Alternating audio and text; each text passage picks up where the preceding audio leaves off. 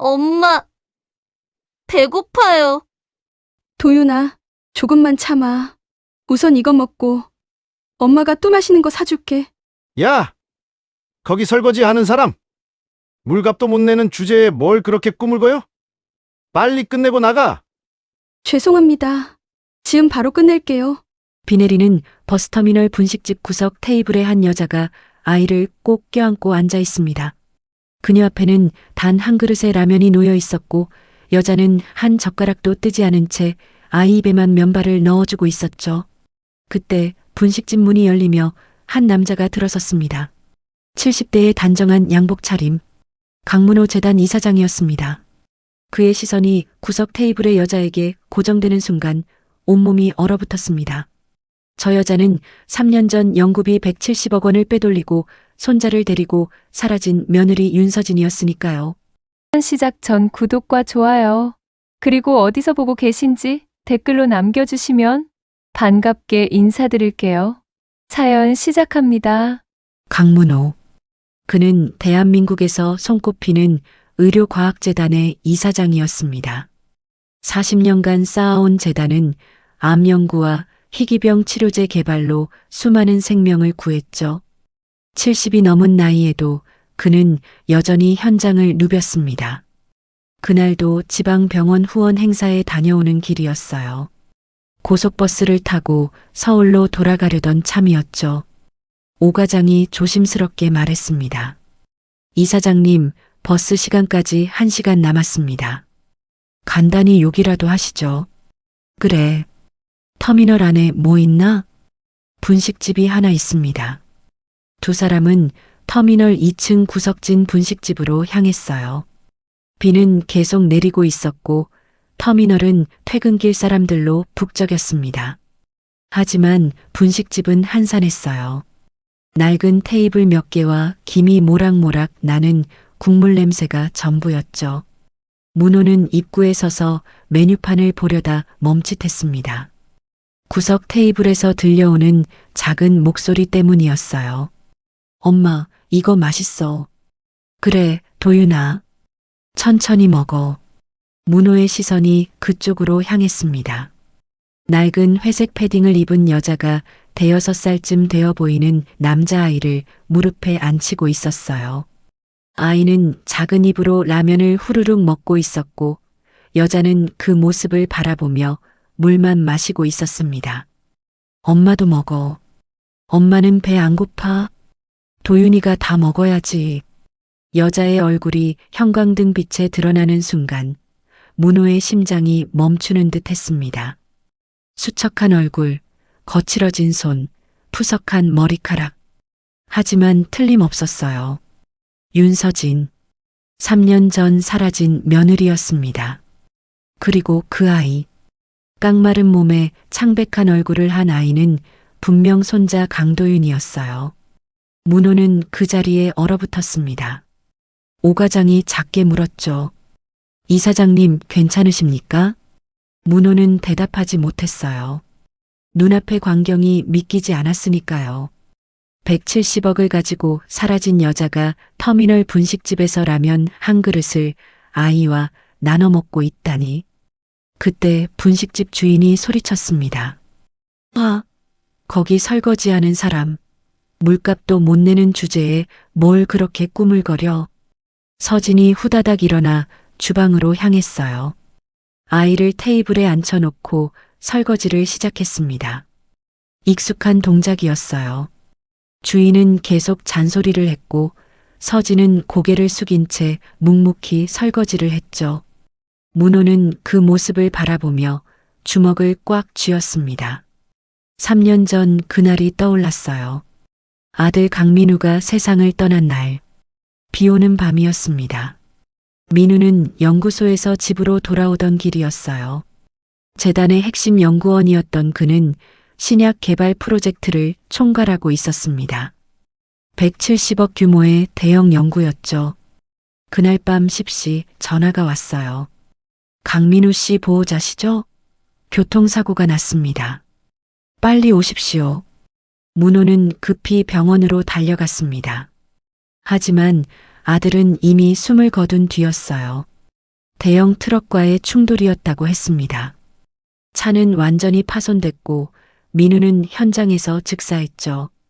장례는 사흘간 이어졌습니다. 윤서진은 하얀 상복을 입고 조문객들을 맞았어요. 눈은 울음으로 퉁퉁 부어 있었고 어린 도윤이를 꼭 안고 있었습니다. 그런데 장례를 치른 바로 다음 날 더 큰 충격이 찾아왔어요. 재단 회계 담당자가 급히 달려와 보고했습니다. 이사장님, 큰일 났습니다. 신약 개발 계좌에서 170억이 사라졌습니다. 문호는 즉시 거래 내역을 확인했어요. 장례식 당일 새벽 여러 차례에 걸쳐 거액이 인출됐습니다. 승인 권한은 강민우와 윤서진 단 2명뿐이었죠. 그리고 그날 아침 윤서진이 도윤을 데리고 사라졌습니다. 휴대폰은 꺼져 있었고 친정에도 연락이 닿지 않았어요. 며칠이 지나도 소식이 없었습니다. 그때 큰딸 강설아가 문호를 찾아왔어요. 그녀는 냉정한 표정으로 서류를 내밀었습니다. 아버지, 명백합니다. 윤서진이 돈을 빼돌리고 도망친 겁니다. 서류에는 서진명의 계좌의 거래 내역이 담겨 있었어요. 장례식 전날 밤 자금이 분산 이체된 흔적이 있었죠. 경찰 수사가 시작됐지만 서진의 행방은 오리무중이었습니다. 몇 달이 지나도 단서조차 찾지 못했어요.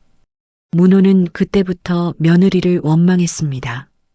배신당했다는 분노가 아들을 잃은 슬픔보다 컸던 거예요. 3년이라는 시간이 흘렀습니다. 문호는 서진의 이름조차 입에 올리지 않았어요. 도윤을 생각하면 가슴이 아팠지만 그 역시 잊으려 애썼죠. 그런데 오늘 비 내리는 터미널에서 그 두 사람을 다시 만난 겁니다.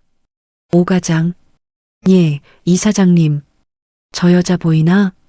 문호는 주방에서 설거지하는 서진을 가리켰어요. 오 과장의 얼굴이 굳어졌습니다. 설마 아드님 부인이십니까? 맞네. 그리고 저 아이가 도윤이야. 오 과장은 놀란 표정으로 아이를 바라봤어요.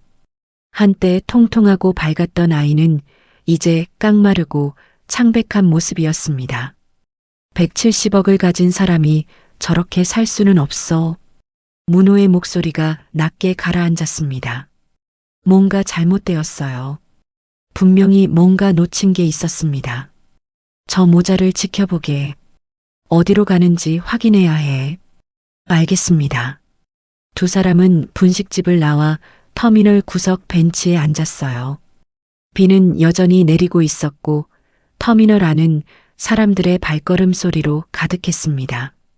1시간쯤 지났을까요? 서진이 도윤의 손을 잡고 분식집을 나왔습니다. 아이는 어머니 손을 꼭 잡고 비틀거리며 걸었어요. 서진은 터미널 밖으로 향했습니다. 따라가세. 문호와 오 과장은 멀찍이 떨어져 뒤를 밟았어요.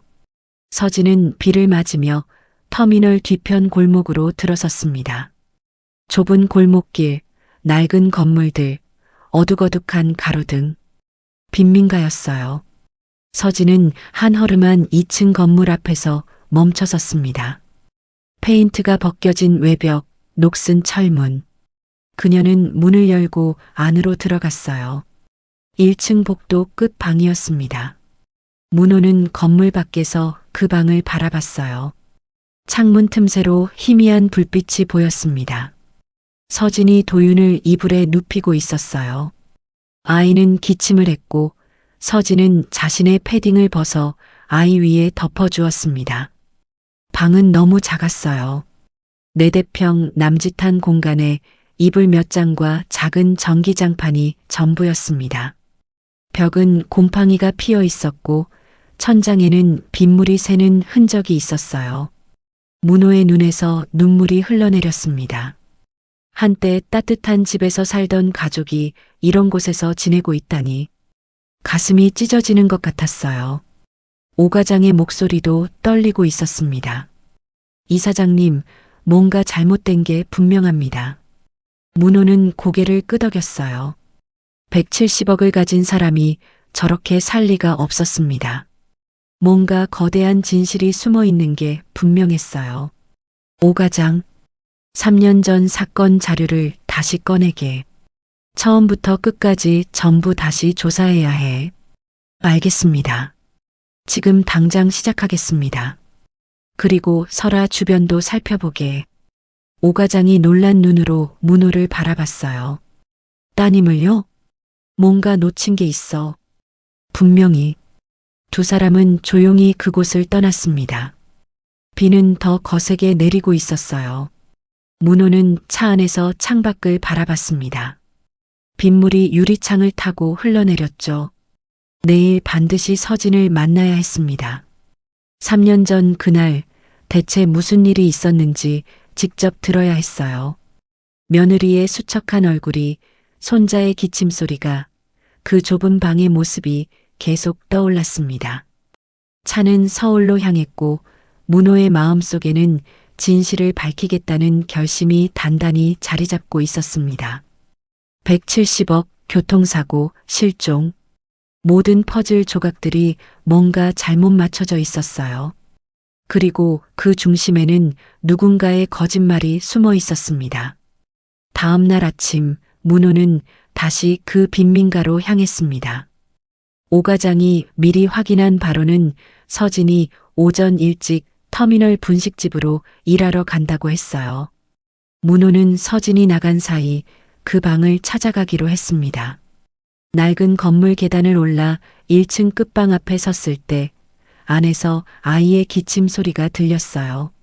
문호는 조심스럽게 문을 두드렸습니다. 누구세요? 작은 목소리가 들렸어요. 도윤이었습니다. 도윤아, 할아버지야. 문 좀 열어줄래? 잠시 침묵이 흘렀습니다. 그러더니 문이 살짝 열렸어요. 도윤의 창백한 얼굴이 나타났습니다. 아이는 문호를 보더니 놀란 표정을 지었죠. 할아버지를 기억하지 못하는 것 같았어요. 할아버지가 누구예요? 문호의 가슴이 무너져 내렸습니다. 너무 어렸을 때 헤어졌으니 당연한 일이었죠. 하지만 그래도 가슴이 아팠어요. 엄마한테 낯선 사람 만나지 말라고 했어요. 그때 계단을 급히 올라오는 발소리가 들렸습니다. 윤서진이었어요. 분식집 주인이 허락해줘서 급히 달려온 모양이었습니다. 숨을 헐떡이며 나타난 서진은 문호를 보더니 얼어붙었어요. 아버님. 목소리가 떨렸습니다. 서진은 도윤을 뒤로 감추듯 끌어안았어요. 들어가도 되겠니? 이야기를 좀 해야겠구나.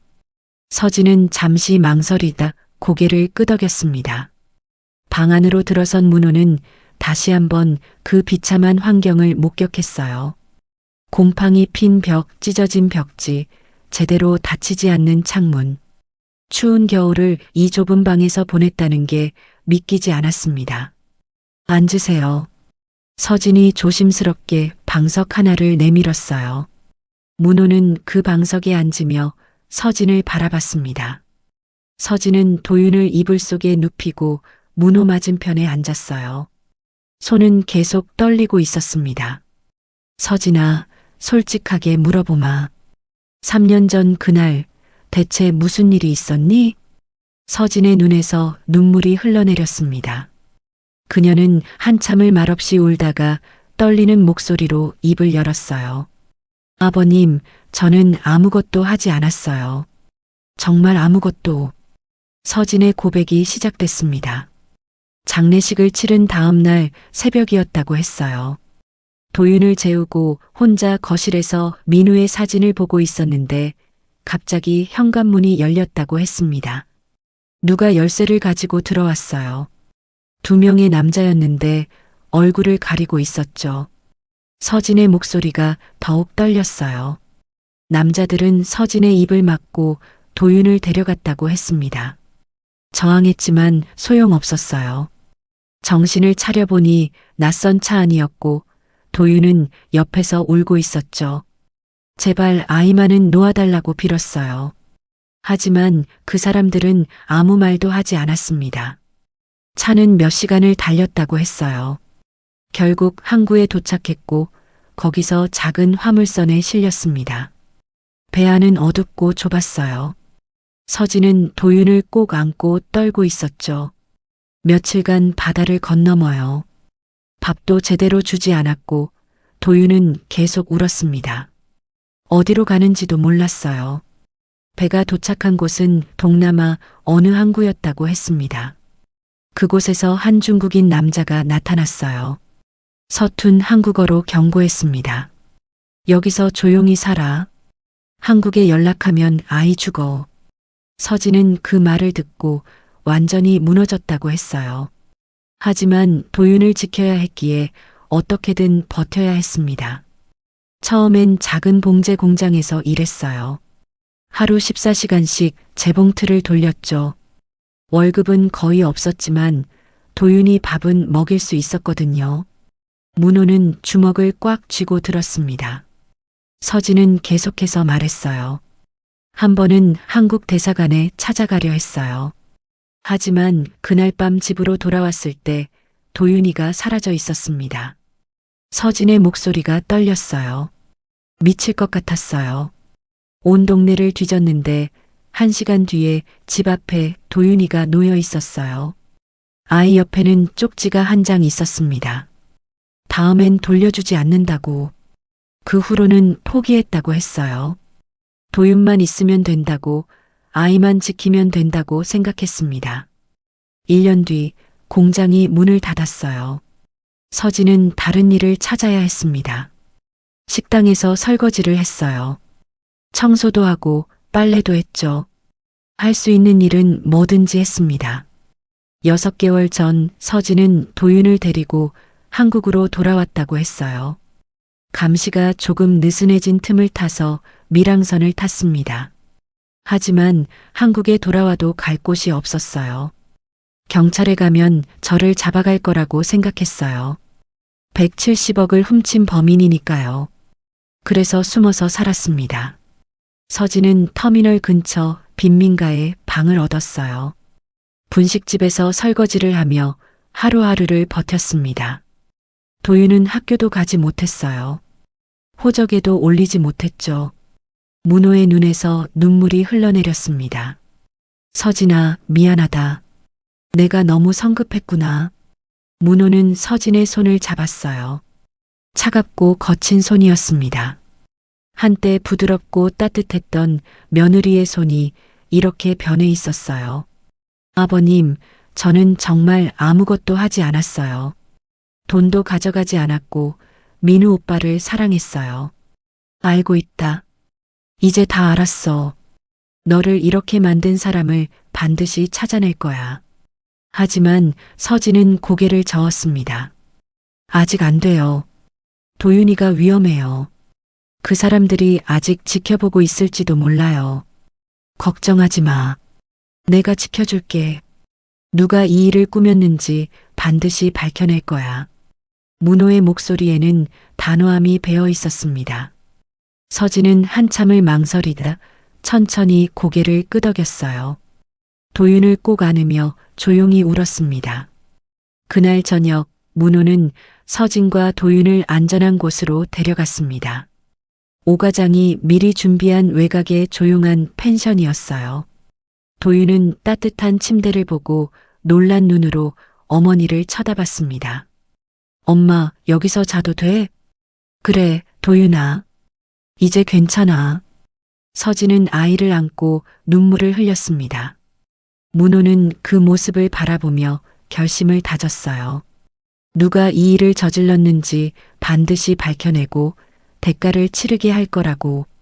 사무실로 돌아온 문호는 오 과장을 불렀습니다. 책상 위에는 3년 전 사건 자료들이 쌓여 있었어요. 오 과장이 며칠간 다시 수집하고 정리한 것들이었습니다. 먼저 교통사고 기록부터 보시죠. 오 과장이 서류를 펼쳐 보였어요.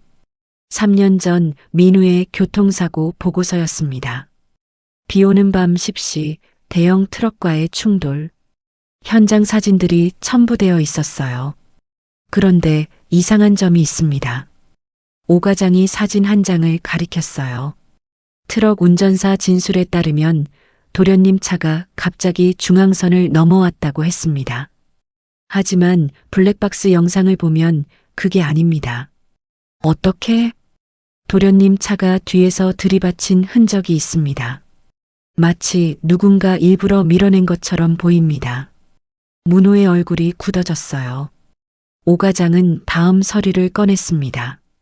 그리고 사고 직후 현장에서 사라진 차량이 하나 있습니다. CCTV에 잠깐 찍혔는데 번호판이 가려져 있었어요. 계속해보게. 금융거래 내역도 이상합니다. 오 과장이 또 다른 서류를 펼쳤어요. 장례식 당일 새벽 170억이 인출됐습니다. 그런데 이 돈이 윤서진 씨 계좌로 단 한 푼도 들어가지 않았어요. 여러 페이퍼 컴퍼니를 거쳐 해외 계좌로 빠져나갔습니다. 그럼 서진이가 범인이 아니라는 거 아닌가? 맞습니다. 더 충격적인 건 윤서진 씨 명의로 일부 금액이 이체됐다던 거래 기록이 조작됐다는 겁니다. 조작? 네. 기록이 나중에 추가로 입력된 게 명백합니다. 누군가 치밀하게 윤서진 씨에게 죄를 뒤집어 씌운 겁니다. 문호는 자리에서 일어나 창밖을 바라봤습니다. 서울 야경이 한눈에 내려다 보였어요. 하지만 그의 눈에는 아무것도 보이지 않았습니다. 그럼 누가 이런 짓을? 오 과장이 조심스럽게 입을 열었습니다. 한 가지 더 이상한 게 있습니다. 사고 다음 날 강설아 이사님이 재단 회계부서를 방문해 프로젝트 관련 서류를 요청했다는 기록이 있습니다. 문호의 심장이 빠르게 뛰기 시작했어요. 그때 응대했던 회계 담당 직원은 사고 한 달 후 갑자기 퇴사했습니다. 지금은 연락도 되지 않습니다. 모든 증거가 한 사람을 향하고 있었습니다. 문호는 믿고 싶지 않았어요. 하지만 진실은 냉혹했습니다. 설아를 조사하게. 3년 전 그 시기 누구를 만났고 어떤 거래가 있었는지 모두 확인해야 해. 알겠습니다. 문호는 창밖을 바라보며 주먹을 쥐었습니다.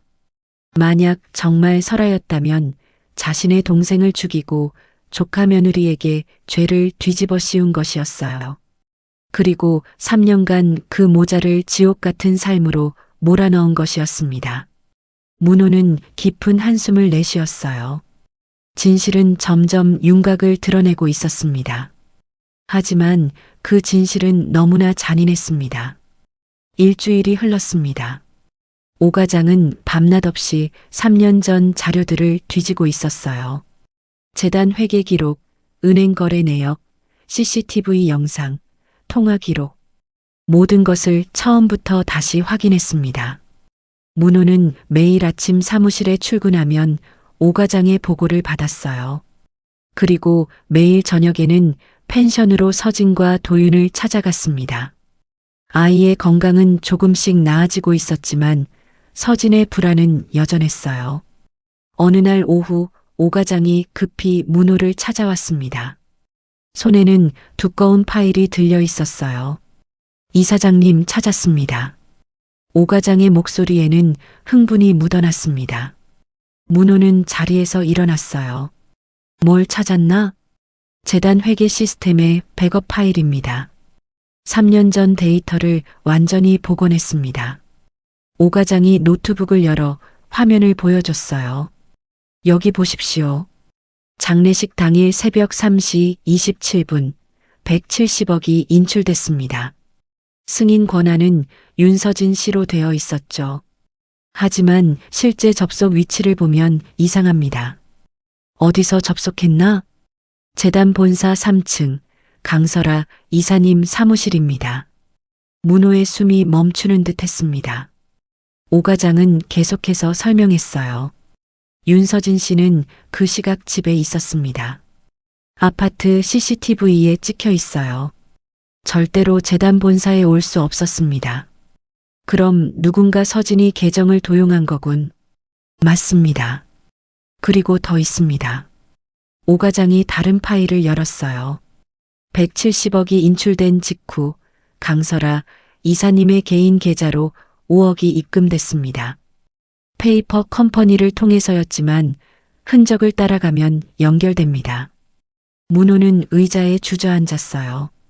믿고 싶지 않았지만 증거는 명백했습니다. 계속 조사해보니 사고 조작에 관여한 사람들도 드러났습니다. 오 과장이 사진 몇 장을 꺼냈어요. 한 남자의 얼굴이 찍혀 있었습니다. 이 사람은 박철수라는 자입니다. 일명 해결사로 불리는 사람이죠.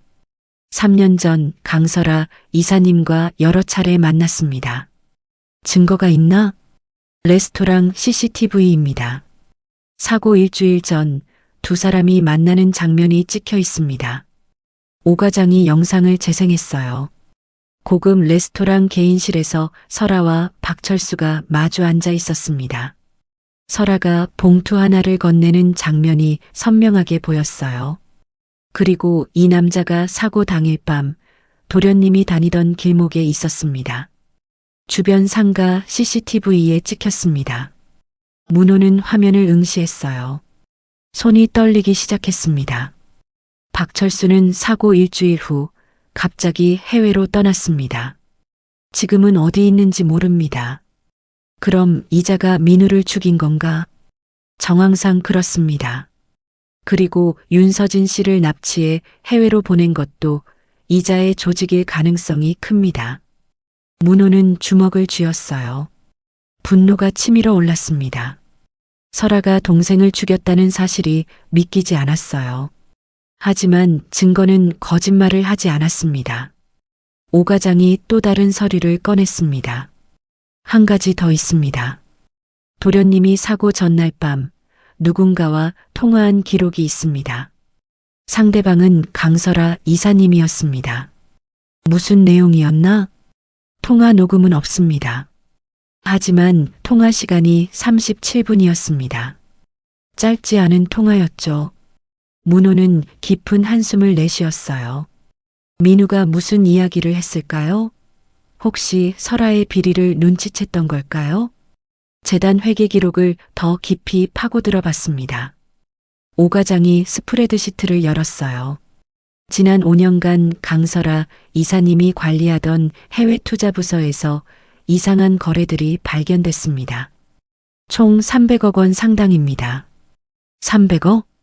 네. 페이퍼 컴퍼니를 통해 빼돌린 것으로 보입니다. 도련님이 이걸 눈치챘던 것 같습니다. 민우는 재단의 감사 업무도 담당하고 있었어요. 꼼꼼하고 정직한 성격이었죠. 설아의 비리를 발견했다면 당연히 보고했을 겁니다. 그래서 설아가 민우를 제거한 거군. 문호의 목소리가 낮게 가라앉았습니다. 오 과장은 고개를 끄덕였어요.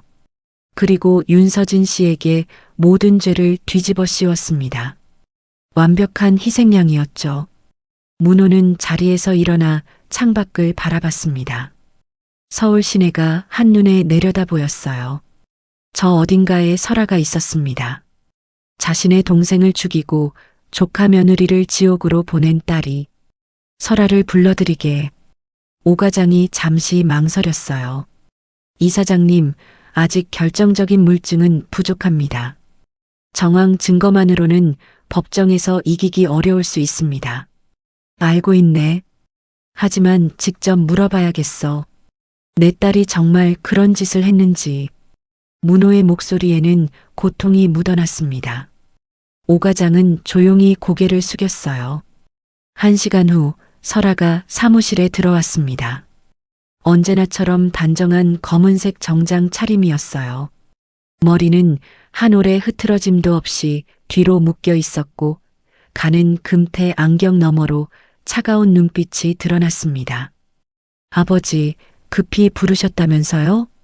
설아의 목소리는 냉정하고 차분했습니다. 문호는 딸을 한참 바라봤어요. 언제부터 이렇게 차갑게 변한 걸까요? 앉아라.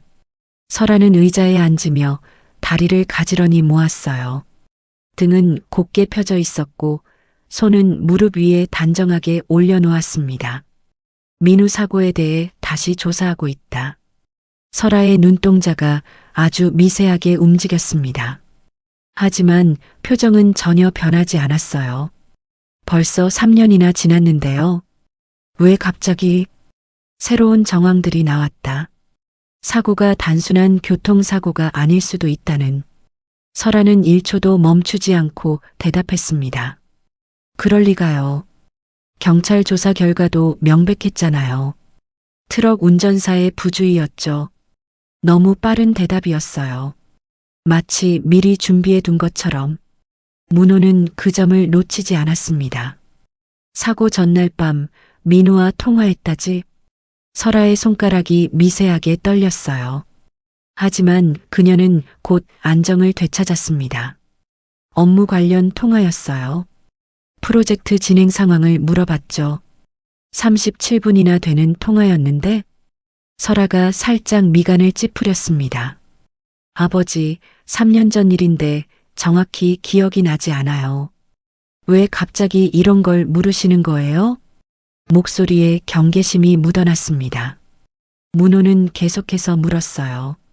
그리고 장례식 다음 날 재단 회계부서에 왔었다지? 네. 프로젝트 관련 서류를 정리하러 갔었죠. 설아는 이번에도 주저없이 대답했어요. 하지만 오른손이 무릎 위에서 꽉 쥐어졌습니다. 무슨 서류를 가져갔나? 계약서 몇 장이요. 설아가 자리에서 일어났어요. 저 회의 시간이라 먼저 가봐야겠어요. 그녀의 걸음은 들어올 때만큼 당당했지만 문을 잡는 손에는 힘이 들어가 있었습니다. 문이 닫힌 후 문호는 오 과장을 바라봤어요. 뭔가 숨기고 있어. 오 과장이 고개를 끄덕였습니다. 계속 조사하겠습니다.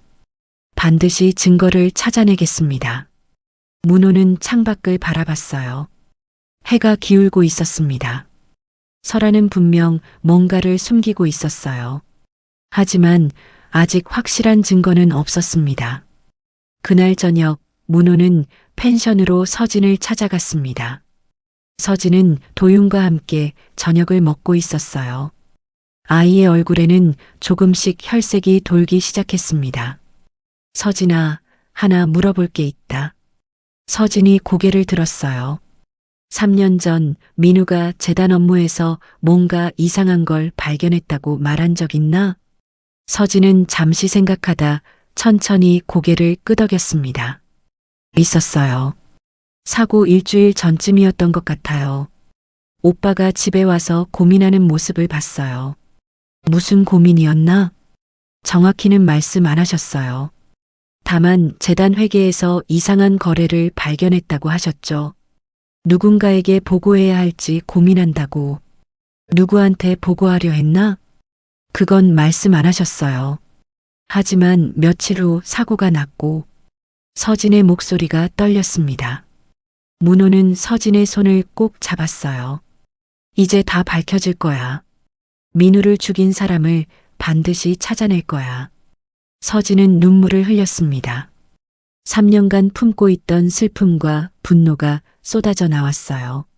문호는 펜션을 나와 차에 올랐습니다. 오 과장이 운전석에 앉아 있었어요. 이사장님, 어디로 가시겠습니까? 회사로 가세. 밤새 자료를 다시 봐야겠어. 두 사람은 서울로 향했습니다. 문호의 마음속에는 결심이 단단히 자리 잡고 있었어요. 증거를 찾을 것입니다. 반드시 진실을 밝힐 것입니다. 그날 밤 사무실 불은 새벽까지 꺼지지 않았습니다. 문호와 오 과장은 3년 전 모든 자료를 다시 검토했어요. 작은 단서 하나라도 놓치지 않으려 애썼습니다. 그리고 마침내 결정적인 단서를 발견했습니다. 박철수가 사고 직후 받은 5억 원의 출처. 그것은 설아가 관리하던 비자금 계좌였습니다. 오 과장이 흥분된 목소리로 말했어요. 이사장님, 이제 증거가 확실합니다. 법정에 설 수 있습니다. 문호는 서류를 내려놓고 깊은 한숨을 내쉬었어요. 증거를 찾았지만 기쁘지 않았습니다. 자신의 딸이 범인이라는 사실이 너무나 고통스러웠으니까요. 하지만 진실은 밝혀져야 했습니다. 민우를 위해서, 서진을 위해서, 그리고 도윤을 위해서 문호는 창밖을 바라봤습니다. 동이 트고 있었어요. 긴 밤이 끝나고 새로운 아침이 오고 있었습니다. 진실이 드러날 시간도 다가오고 있었습니다. 다음 날 아침, 문호는 오과장과 함께 특별한 계획을 세웠습니다. 박철수를 찾아야 했어요. 그가 설아와의 연결고리를 증명할 결정적인 증인이었으니까요. 오과장이 며칠간 추적한 결과 박철수는 해외로 도피한 게 아니었습니다. 서울 외곽의 한 모텔에 숨어 지내고 있었어요. 설아가 정기적으로 돈을 대주고 있었던 겁니다. 이사장님, 박철수의 위치를 확인했습니다. 인천 외곽의 허름한 모텔입니다. 직접 가보세. 하지만 위험할 수 있습니다. 괜찮네. 경찰과 함께 가겠네. 문호는 신뢰할 수 있는 경찰 한 명과 접촉했습니다. 강 형사라는 베테랑 형사였어요. 민우의 사고 당시에도 조사를 담당했던 사람이었죠. 강 형사, 자네에게 부탁이 있네. 문호는 그간 수집한 모든 증거를 강 형사에게 보여줬어요. 강 형사는 서류를 보며 얼굴이 굳어졌습니다. 이사장님, 이건 살인사건입니다. 정식으로 수사를 시작해야 합니다. 그 전에 박철수를 확보해야 하네. 그의 증언이 필요해. 알겠습니다. 제가 동행하겠습니다. 오후 2시, 세 사람은 인천 외곽 모텔로 향했습니다. 낡은 3층짜리 건물이었어요. 주변은 한적했고 사람들의 왕래도 거의 없었습니다. 강 형사가 모텔 주인에게 신분증을 보이며 물었어요. 박철수라는 사람 머물고 있습니까? 주인은 잠시 망설이다 고개를 끄덕였습니다. 203호에 있어요. 한 달째 나가지도 않고 있습니다. 세 사람은 2층으로 올라갔습니다. 203호 앞에 섰을 때 안에서 TV 소리가 들렸어요. 강 형사가 문을 두드렸습니다. 누구세요? 경찰입니다. 문 열어주십시오. 잠시 침묵이 흘렀습니다. 그러더니 안에서 소란스러운 소리가 들렸어요. 뭔가 창문 쪽으로 향하는 발소리였습니다. 도망가려 합니다. 강 형사가 문을 발로 차 열었어요. 방 안에서 박철수가 창문을 열려하고 있었습니다. 강 형사가 재빨리 그를 붙잡았어요. 가만히 있어. 박철수는 40대 중반의 건장한 남자였습니다. 하지만 얼굴에는 초췌함이 역력했어요.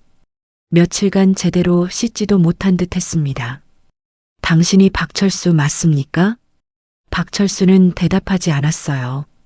문호가 앞으로 나섰습니다. 나를 기억하나? 강문호야. 자네가 죽인 사람의 아버지지. 박철수의 얼굴이 창백해졌습니다. 그는 고개를 떨구고 말했어요. 저는 아무것도 모릅니다. 모른다고?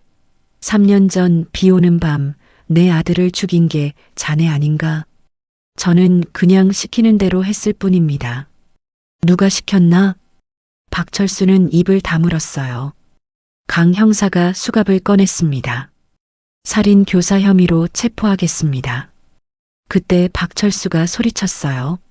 잠깐만요. 제가 말하면 형량을 줄여줄 수 있습니까? 강 형사가 문호를 바라봤습니다. 문호는 고개를 끄덕였어요. 진실을 말하면 최대한 선처를 구해주지. 박철수는 한참을 망설이다 입을 열었습니다. 강설아 이사가 저를 고용했습니다. 3년 전 그 여자가 저를 찾아왔어요. 누군가를 제거해 달라고 했죠. 누구를? 강민우 연구원이요. 사고로 보이게 하라고 했습니다. 문호의 주먹이 떨렸습니다. 박철수는 계속해서 말했어요.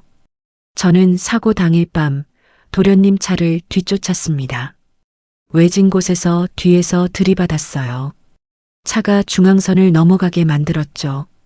그때 마침 트럭이 오고 있었습니다. 그리고 사고가 났고 저는 그 자리를 떠났습니다. 강설아 이사는 약속대로 5억을 줬어요. 윤서진과 아이를 납치한 것도 자네인가? 그건 제 조직원들이 했습니다. 강설아 이사가 시킨 거였어요. 윤서진에게 모든 죄를 뒤집어 씌우고 절대 돌아올 수 없게 하라고 했습니다. 문호는 더 이상 듣고 싶지 않았어요. 하지만 증거를 확보해야 했습니다. 강 형사, 이 사람 진술을 녹음했나? 네, 모두 녹음됐습니다. 하지만 박철수의 증언만으로는 부족했어요. 설아가 부인하면 끝이었습니다. 더 확실한 증거가 필요했죠. 문호는 박철수를 바라보며 말했어요. 자네가 해줄 일이 하나 더 있네. 뭡니까? 설아에게 전화를 걸어 돈이 더 필요하다고 말하게. 만나자고 하고. 박철수가 고개를 저었어요. 그 여자가 응할 리 없습니다. 제가 경찰한테 잡혔다는 걸 알면 절대 나타나지 않을 겁니다.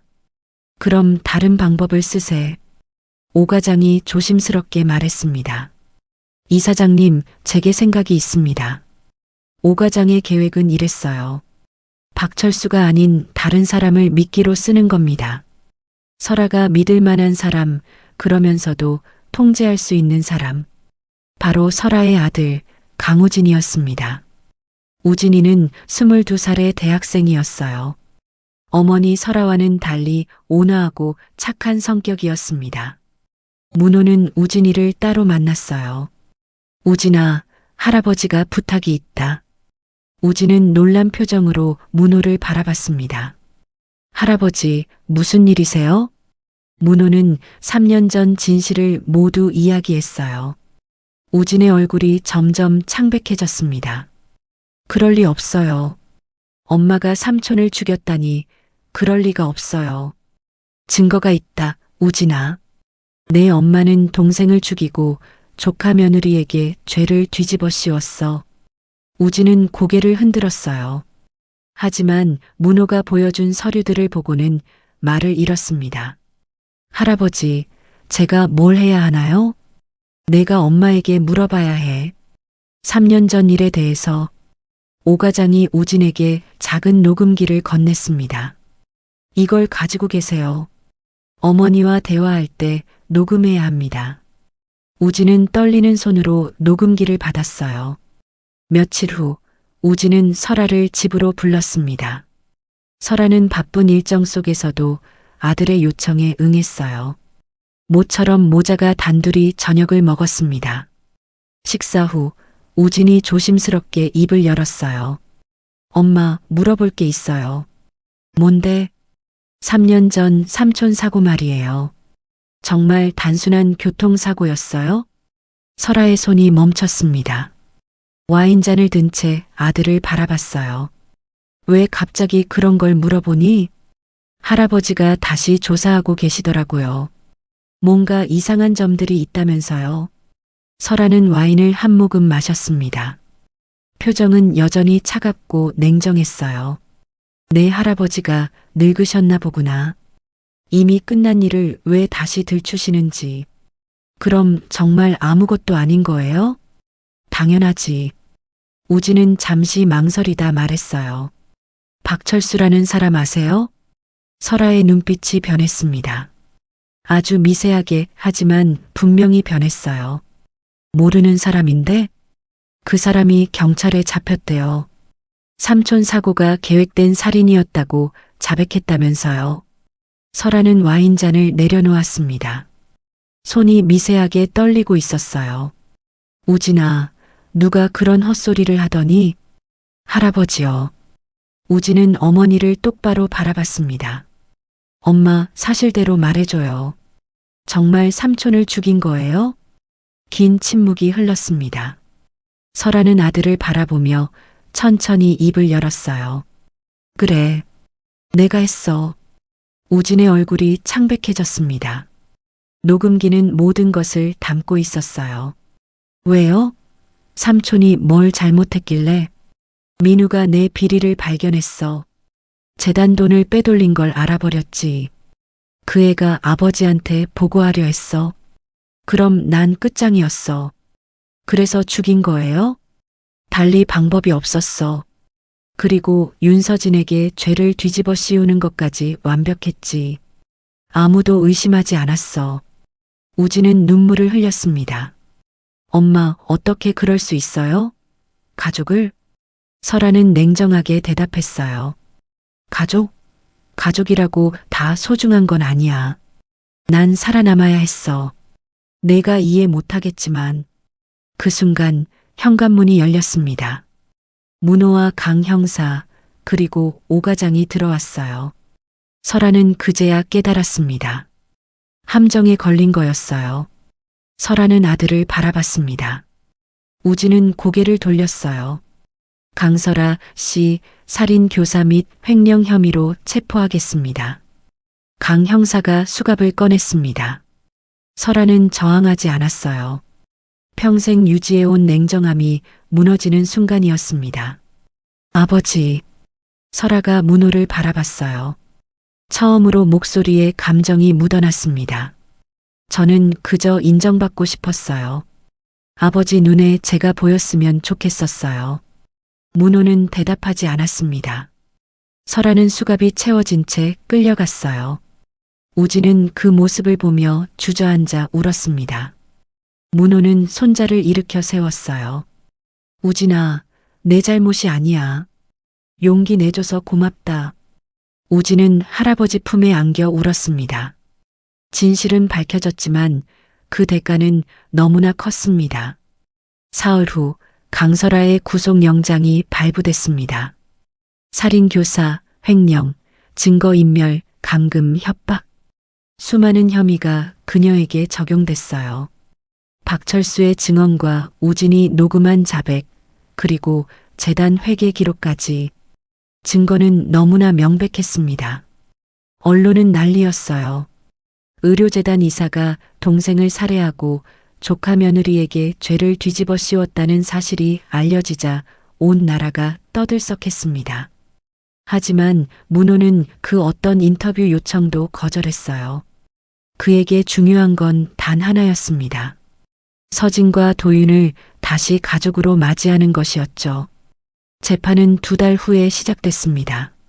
문호는 방청석에 앉아 딸의 재판을 지켜봤어요.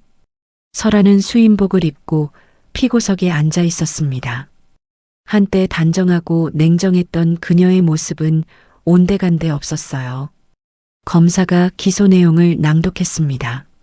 3년 전 계획된 살인, 170억 횡령, 무고한 사람에게 죄를 뒤집어 씌운 일, 모든 것이 낱낱이 밝혀졌어요.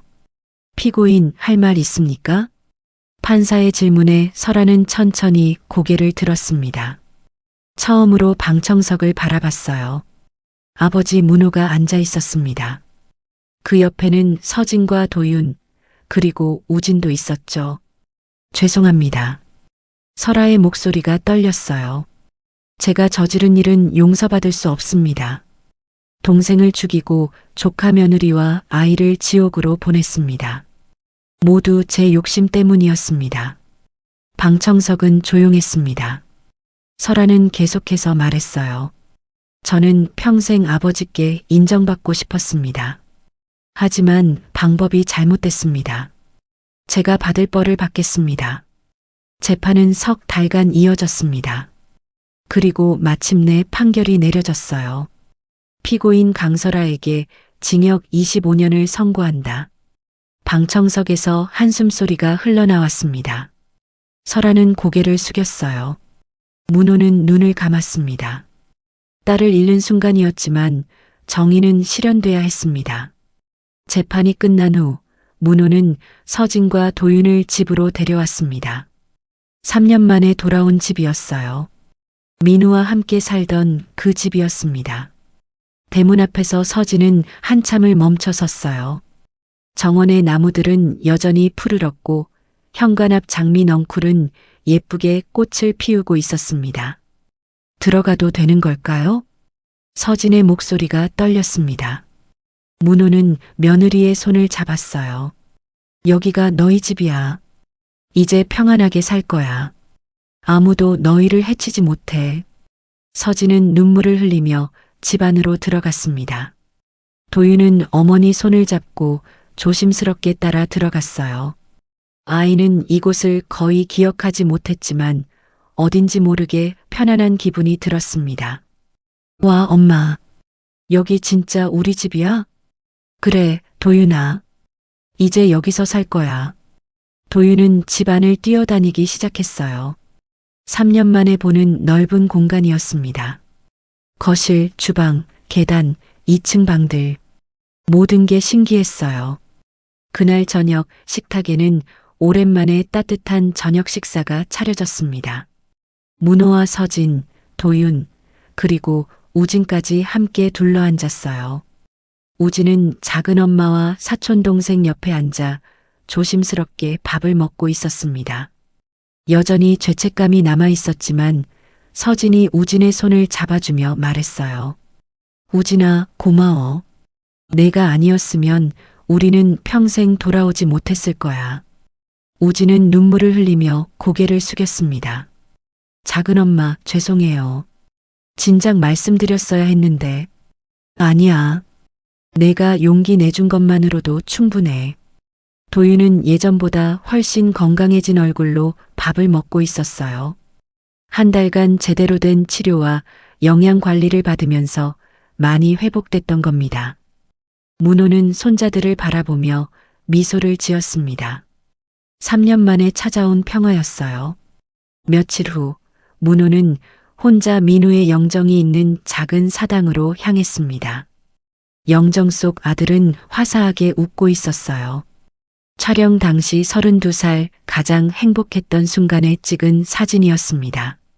문호는 영정 앞에 무릎을 꿇고 앉았어요. 민우야, 아버지가 늦었구나. 이제라도 진실을 밝혔다. 목소리가 떨렸습니다. 내 아내와 아들을 다시 데려왔어.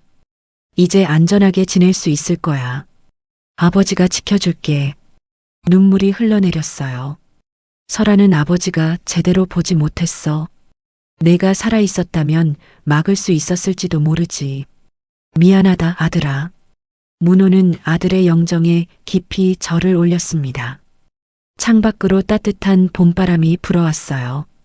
커튼이 살랑거리며 흔들렸고 마치 아들이 대답하는 것처럼 느껴졌습니다. 한 달이 흘렀습니다. 도윤은 이제 초등학교에 입학했어요. 지각 등록이었지만 학교는 사정을 이해하고 받아줬습니다. 아이는 처음으로 책가방을 메고 학교에 갔어요. 엄마, 학교 재미있어. 도윤이 집에 돌아와 신나게 말했습니다. 친구들도 생겼고 선생님도 친절했다고 했어요. 서진은 아이를 안으며 눈물을 흘렸습니다. 3년간 잃어버렸던 일상이 조금씩 돌아오고 있었어요. 서진도 재단 일을 조금씩 시작했습니다. 민우가 생전에 맡았던 프로젝트를 정리하고 재단의 투명성을 높이는 일이었어요. 오 과장이 옆에서 도와줬습니다. 문호는 서진에게 말했어요. 천천히 하렴. 무리하지 말고. 감사합니다, 아버님. 민우 오빠가 하던 일을 이어가고 싶어요. 문호는 며느리를 바라보며 고개를 끄덕였습니다. 서진의 얼굴에는 이제 평온함이 자리 잡고 있었어요. 우진도 많이 변했습니다. 대학으로 돌아가 공부를 다시 시작했어요. 법학을 전공하며 언젠가는 정의를 위해 일하겠다는 꿈을 키우고 있었습니다. 주말마다 우진은 집으로 돌아와 도윤과 함께 놀아줬어요. 공놀이도 하고 그림도 그리고 책도 읽어줬습니다. 아이의 밝은 웃음소리가 집안에 가득 찼어요. 어느 토요일 오후 정원에서 도윤과 우진이 축구를 하고 있었습니다. 공을 차며 뛰어다니는 모습에서 3년 전의 어두운 그림자는 찾아볼 수 없었어요. 형, 여기. 도윤의 밝은 목소리가 정원에 울려 퍼졌습니다. 우진은 공을 가볍게 차주며 웃었어요. 거실에서는 서진이 차를 마시고 있었습니다. 오 과장도 함께 있었어요. 두 사람은 재단 업무에 대해 이야기하고 있었지만 가끔씩 정원의 아이들을 바라보며 미소 지었습니다. 문호는 서재에서 창밖을 바라봤어요. 정원에서 뛰어노는 손자들의 모습이 보였습니다. 가슴이 따뜻해졌어요. 이것이 진짜 행복이구나. 이것이 가족의 모습이구나. 문호는 깊은 숨을 들이마셨습니다. 설아를 잃은 아픔은 여전했지만 남은 가족들이 행복해지는 모습을 보니 위안이 됐어요. 저녁이 되자 모두 식탁에 둘러앉았습니다. 서진이 정성껏 준비한 저녁이었어요. 된장찌개, 불고기, 나물 반찬들. 소박하지만 따뜻한 밥상이었습니다. 할아버지, 맛있어요. 도윤이 밥을 우물거리며 말했습니다. 문호는 손자를 바라보며 웃었어요. 많이 먹어라, 도윤아. 튼튼하게 자라야지. 식사 후 문호는 가족들을 모두 거실로 불렀습니다. 뭔가 중요한 이야기가 있는 듯 했어요. 오늘 여러분께 말씀드리고 싶은 게 있습니다. 문호의 목소리는 차분했지만 진지했어요. 지난 3년 우리 가족은 큰 시련을 겪었습니다. 민우를 잃었고 서진과 도윤은 말할 수 없는 고통을 겪었죠. 설아는 돌이킬 수 없는 죄를 지었습니다. 문호는 잠시 말을 멈췄어요. 하지만 우리는 다시 여기 함께 있습니다.